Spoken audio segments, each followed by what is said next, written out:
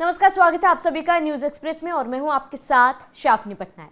दिल्ली के विधानसभा के 4 दिवसीय शीतकालीन सत्र का आगाज हो चुका है। शुरुआत में ही सदन में जमकर हंगामा देखने को मिला। पहले ही दिन उपराज्यपाल वीके सक्सेना के अभिभाषण के दौरान आम आदमी पार्टी के विधायकों ने प्रदूषण के मुद्दे पर जमकर हंगामा किया, जमकर विरोध किया गया, जिसके चलते सदन की कार्यवाही बाधित हुई। स्थिति बिगड़ते देख विधानसभा स्पीकर ने 4 आपके विधायकों को सदन से बाहर कर दिया, जिसके बाद आपके जितने भी नेता थे, विपक्ष के जितने भी नेता थे, सभी ने वॉकआउट कर दिया।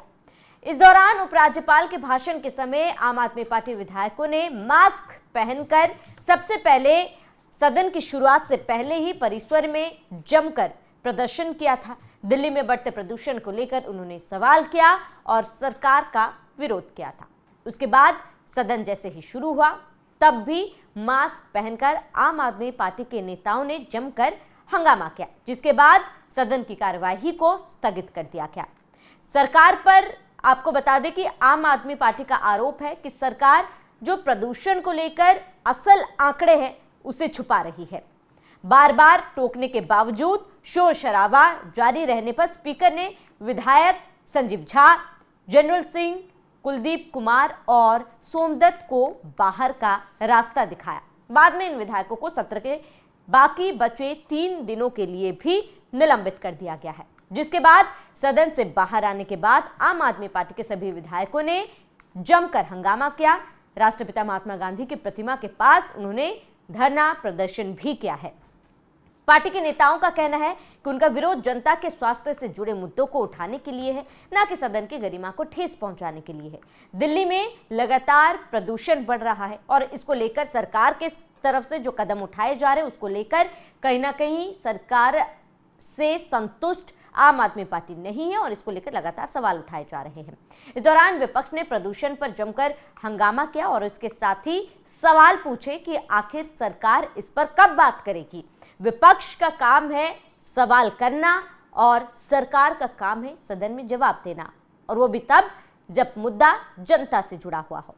बता दें कि दिल्ली में लगातार प्रदूषण स्तर बढ़ता जा रहा है और इसको लेकर हर अंतराल में हमने विरोध देखा है, विरोध प्रदर्शन देखा है। जहां आपको बता दें कि एम्स के बाहर भी कई ऐसे मरीजों की लंबी लंबी कतारें हमने देखी, जहां पर स्वास्थ्य समस्या से लोग जूझ रहे, क्योंकि दिल्ली में पोल्यूशन स्तर लगातार बढ़ रहा है।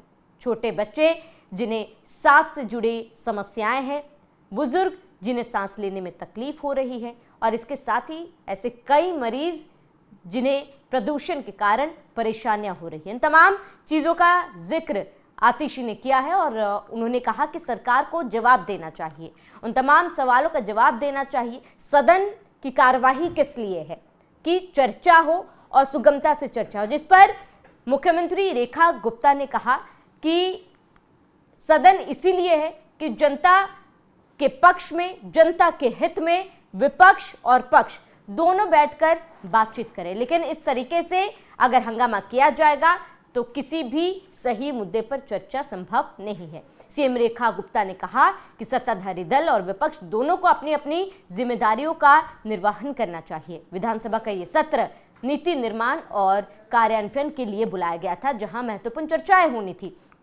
जैसे कि प्रदूषण जैसे मुद्दों पर, जिन पर सरकार ने सभी को चर्चा के लिए आमंत्रित भी किया। लेकिन इस तरीके के बहस के बाद ये संभव होता हुआ नजर नहीं आ रहा। अब दिल्ली सरकार ने प्रदूषण नियंत्रण को लेकर क्या क्या कदम उठाए हैं वो जरा ग्राफिक्स के जरिए आपको बताते हैं।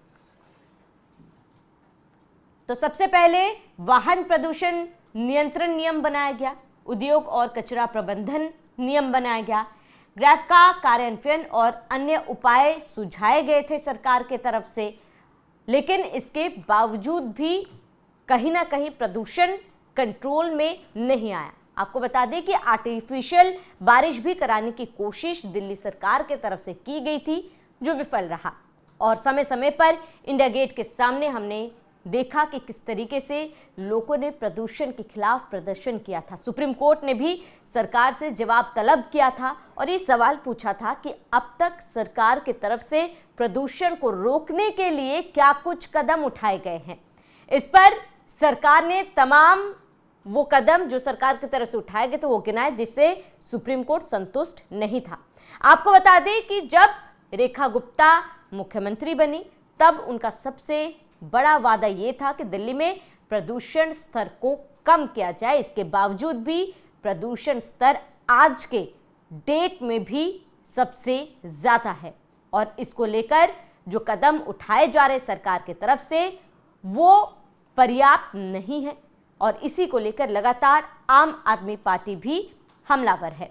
वहीं इसी बीच आपको बता दें कि दिल्ली के मंत्री मनजिंदर सिंह सिरसा ने सत्र में शामिल होने से पहले कहा था कि यह नए साल का पहला सत्र है और उपराज्यपाल सदन को संबोधित भी करेंगे। यह हम सभी के लिए गर्व की बात है कि 11 महीनों में रेखा गुप्ता की सरकार ने कई ऐसे काम किए हैं जो पिछली सरकार 11 वर्षों में नहीं कर पाई। कहा कि प्रदूषण पर चर्चा होनी चाहिए जो 11 साल के आम आदमी पार्टी सरकार और पिछली कांग्रेस सरकार की देन है। इस पर भी आम आदमी पार्टी हमलावर रही है और जब सड़कों पर तमाम आम आदमी पार्टी के नेता मास्क पहनकर उतरे और विरोध किया, उनका आरोप है कि केवल मास्क पहनकर सदन के अंदर जाने के लिए उनका विरोध किया गया और उन्हें सदन से बाहर का रास्ता दिखा दिया गया क्योंकि बीजेपी और रेखा गुप्ता की सरकार प्रदूषण पर बात करने से बच रही है। बहरहाल सत्ता पक्ष हो या फिर विपक्ष, सबसे बड़ा सवाल ये कि आखिर प्रदूषण पर बात कब होगी, प्रदूषण पर नियंत्रण कब लाया जाएगा, कब दिल्ली की जनता एक स्वच्छ वातावरण में सांस लेगी। फिलहाल आप सभी का इस पूरे मामले पर क्या कहना है हमें कमेंट कर जरूर बताएं। साथ ही बने रहिए न्यूज़ एक्सप्रेस के साथ।